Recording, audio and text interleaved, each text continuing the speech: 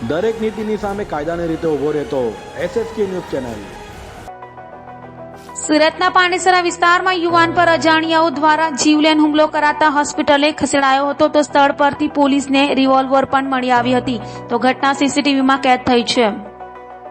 સુરતમાં હાલ સામાજિક તત્વો બેફામ બની ગયા છે ત્યારે રોજે રોજ સામાજિક તત્વોનો આતંક સામે આવ્યો છે ત્યારે પાંડેસરા વિસ્તારમાં સામાજિક તત્વો એક પર હુમલો કર્યો હતો।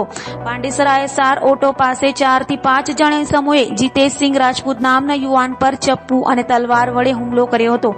હુમલાખોર ઇકો કારમાં આવી ભાગી છૂટ્યા હતા તો ઇજાગ્રસ્ત જીતેશને તાત્કાલિક સારવાર માટે હોસ્પિટલે ખસેડાયો હતો તો બનાવની જાણ થતાં પોલીસે સ્થળે દોડી જઈ તપાસ કરતા પોલીસે સ્થળ પરથી લોડેડ રિવોલ્વર પણ મળી આવી હતી। હાલ તો સમગ્ર ઘટના સીસીટીવીમાં કેદ થઈ હોય જેને લઈ પોલીસે તપાસ હાથ ધરી છે।